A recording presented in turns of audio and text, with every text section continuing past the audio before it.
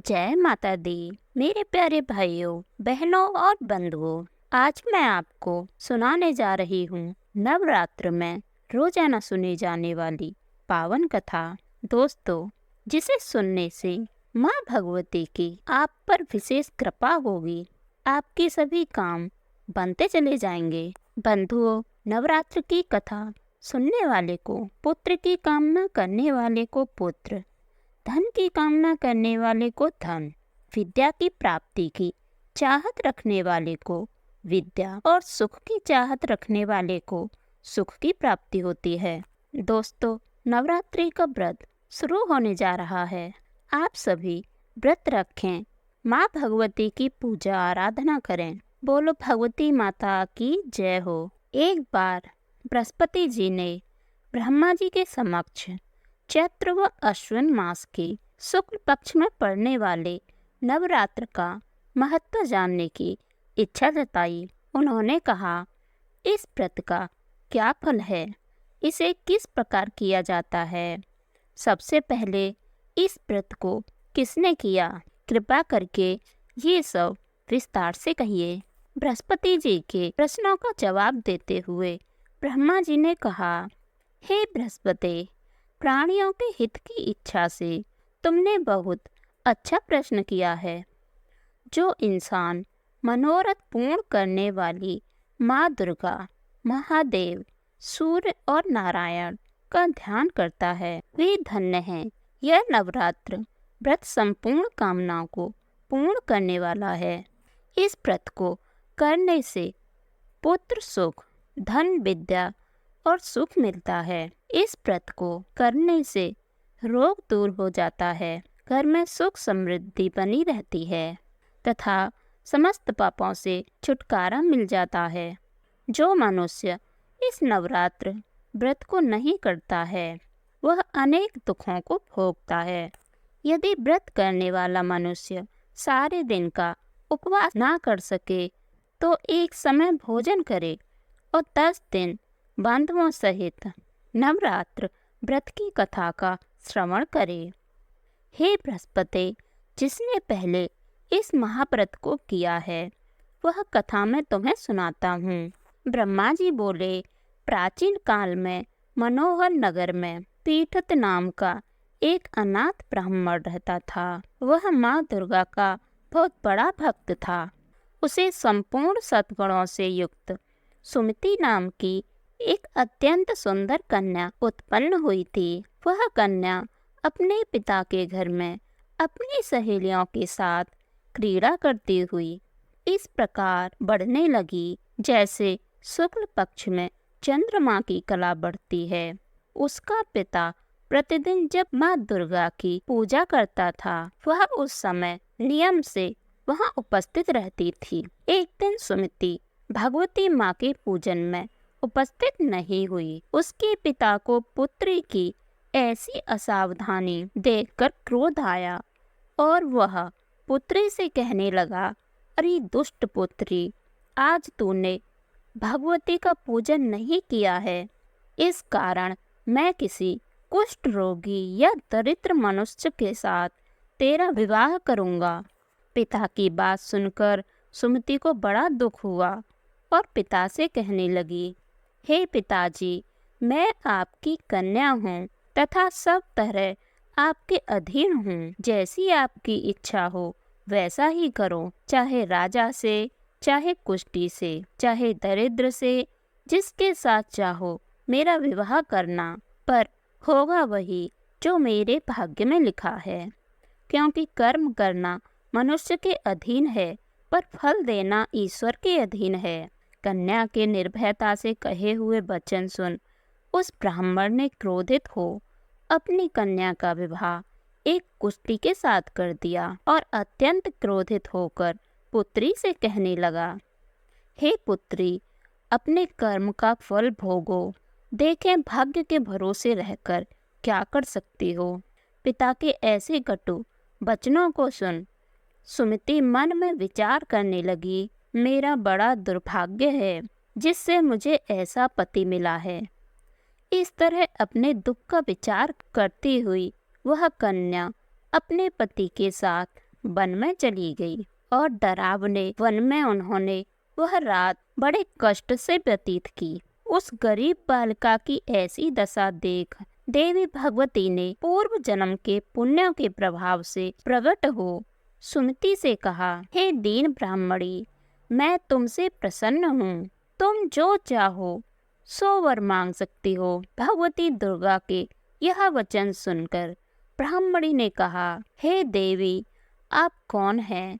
वह सब मुझसे कहो। ब्राह्मणी का ऐसा वचन सुन देवी ने कहा कि मैं आदि शक्ति भगवती हूँ और मैं ही महाविद्या व सरस्वती हूँ। प्रसन्न होने पर मैं प्राणियों का दुख दूर कर उनको सुख प्रदान करती हूँ। हे ब्राह्मणी, मैं तुझ पर तेरे पूर्व जन्म के पुण्य के प्रभाव से प्रसन्न हूँ। मैं तुम्हारे पूर्व जन्म का वृतांत सुनाती हूँ। सुनो, तू पूर्व जन्म में निषाद की स्त्री थी और अति पतिव्रता थी। एक दिन तेरे पति निषाद ने चोरी की। चोरी करने के कारण तुम दोनों को सिपाहियों ने पकड़ लिया और जेल खाने में कैद कर दिया। उन लोगों ने तुझको और तेरे पति को भोजन भी नहीं दिया था। इस प्रकार नवरात्र के 9 दिनों में तुमने न तो कुछ खाया और न ही जल पिया। इस प्रकार 9 दिन तक नवरात्र का व्रत भी हो गया। हे ब्राह्मणी, उन दिनों में जो व्रत हुआ उस व्रत के प्रभाव से प्रसन्न होकर मैं तुझे मनोवांछित फल देती हूँ। तुम्हारी जो इच्छा हो सो मांगो। इस प्रकार माँ दुर्गा के वचन सुन ब्राह्मणी बोली, अगर आप मुझ पर प्रसन्न हैं तो हे दुर्गे, मैं आपको प्रणाम करती हूँ। कृपा करके मेरे पति का कोढ़ दूर कर दो। देवी ने कहा, उन दिनों तुमने जो व्रत किया था उस व्रत का 1 दिन का पुण्य पति का कोढ़ दूर करने के लिए अर्पित करो। उस पुण्य के प्रभाव से तेरा पति ठीक हो जाएगा। इस प्रकार देवी के वचन सुन वह ब्राह्मणी बहुत प्रसन्न हुई और पति के निरोग करने की इच्छा से जब माँ भगवती ने तथास्तु ऐसा वचन कहा, तब उसके पति का शरीर माँ भगवती दुर्गा की कृपा से कुष्ठ रोग से रहित हो गया। वह ब्राह्मणी पति को देख देवी की स्तुति करने लगी। हे दुर्गे, आप दुर्गति को दूर करने वाली, तीनों लोकों का संताप हरने वाली, समस्त दुखों को दूर करने वाली, रोगी मनुष्य को निरोग करने वाली, प्रसन्न हो मनोवांछित वर देने वाली और दुष्टों का नाश करने वाली जगत की माता हो। हे अम्बे, मुझ निरपराध अबला को मेरे पिता ने कुष्ठी मनुष्य के साथ विवाह कर घर से निकाल दिया। पिता से तिरस्कृत निर्जन वन में विचर रही हूँ। आपने मेरा इस विपदा से उद्धार किया है। हे भगवती माँ, आपको प्रणाम करती हूँ, मेरी रक्षा करो। उस ब्राह्मणी की ऐसी स्तुति सुन देवी बहुत प्रसन्न हुई और ब्राह्मणी से कहा, हे ब्राह्मणी, तेरे उदालय नामक अति बुद्धिमान, धनवान, कीर्तिमान पुत्र शीघ्र उत्पन्न होगा। ऐसा वर देकर देवी ने ब्राह्मणी से फिर कहा कि और जो कुछ तेरी इच्छा है वह मांग ले। सुमति ने कहा कि हे भगवती दुर्गे, अगर आप मुझ पर प्रसन्न हैं तो कृपया मुझे नवरात्र व्रत की विधि का विस्तार से वर्णन करें। माँ दुर्गा ने कहा, हे ब्राह्मणी, मैं तुम्हें संपूर्ण पापों को दूर करने वाले नवरात्र व्रत की विधि बतलाती हूँ। तो सुन। चैत्र मास के शुक्ल पक्ष की प्रतिपदा से लेकर 9 दिन तक व्रत करें। यदि दिन भर का व्रत ना कर सकें तो एक समय भोजन करें। शुभ मुहूर्त में घट स्थापना करें और वाटिका बनाकर उसको प्रतिदिन जल से सींचें। महाकाली, महालक्ष्मी और महासरस्वती की मूर्तियां स्थापित कर उनकी विधि सहित पूजा करें। बिजौरा के फल से अर्घ देने से रूप की प्राप्ति होती है। जायफल से अर्घ देने पर कीर्ति, दाग से कार्य की सिद्धि होती है। आंवले से सुख की प्राप्ति होती है और केले से अर्घ देने से आभूषणों की प्राप्ति होती है। इस प्रकार पुष्पों व फलों से अर्घ देकर व्रत समाप्त होने पर 9वें दिन विधि विधान से हवन करें। खंड घी, गेहूं, शहद, जौ, तिल, बेलपत्र, नारियल, दाख और कदम्ब जैसी विभिन्न सामग्रियों से हवन करें।